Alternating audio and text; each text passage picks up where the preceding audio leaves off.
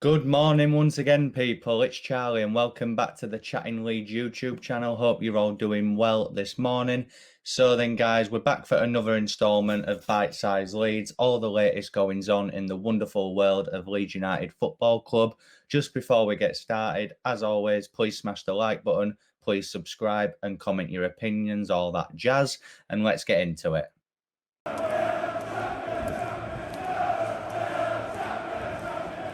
So then, guys, first up, it's the news that the agent of Matheus Cunha has spoken out over the last few days, basically denying that there's been a deal agreed with Leeds United.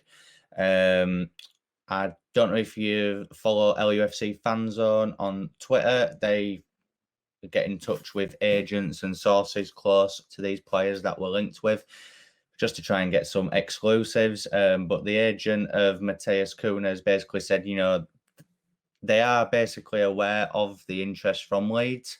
However, there's been no deal made. There's been no talks or anything. I think they said the main issue is the fee. Apparently, Leeds are not interested in paying the fee. Apparently, his price has been reduced to 21 million, though.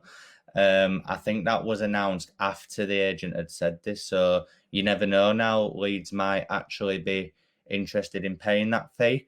Cunha, for me, is a player that would definitely solve our issues in that midfield area. I know we've been linked with O'Brien from Huddersfield recently, but Cunha is just a next level compared to him, and I feel like he would be another really top signing, and would give our midfield options that bit of healthy competition, and they'll have to prove themselves, I think, if he comes in, because he looks a real top talent. So yeah, I think there's a lot of different things being spoken about with regards to him at the moment. Obviously, his agent said that it was the fee that was the main issue.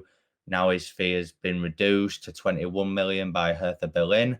So it's really up in the air at the moment, guys. All I would say is, as I always say, just keep an eye out, because there always seems to be quite a few weird developments with this player. So hopefully we find something out concrete soon.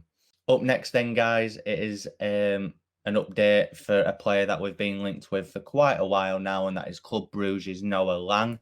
Now, I know the last time I spoke about Lang, I advised that Club Brugge were in the market for a new winger, which, could potentially mean that Lang will be on the move, whether it's to Leeds or not. But I think that would give Leeds the green light to at least hold talks, maybe put a bid in, something like that.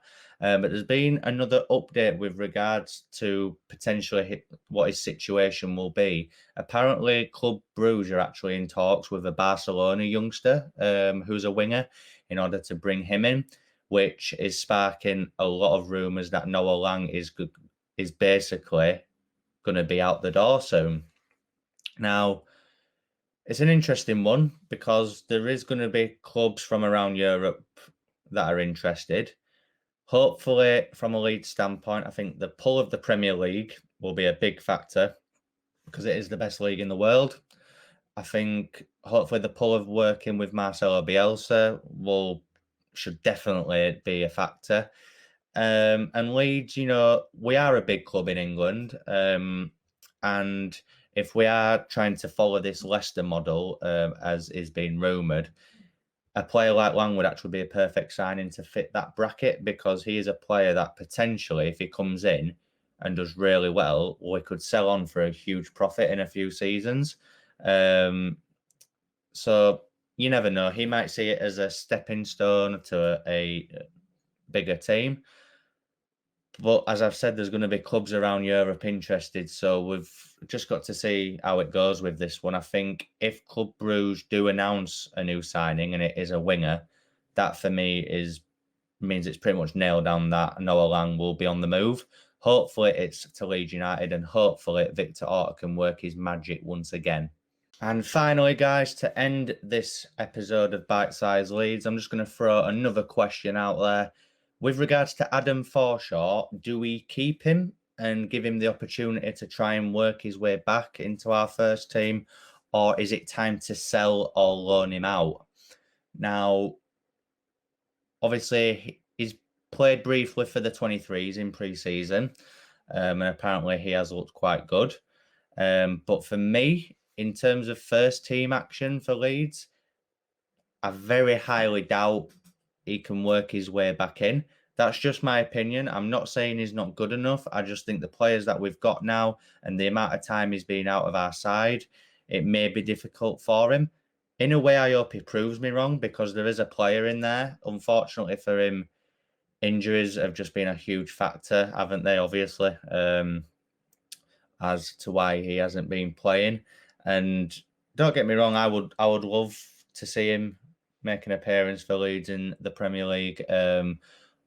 Whether it happens or not, I'm not too sure. Maybe it might do him good to go out on loan, maybe to get some experience playing first team football, maybe in the Championship, and then see how he goes down there.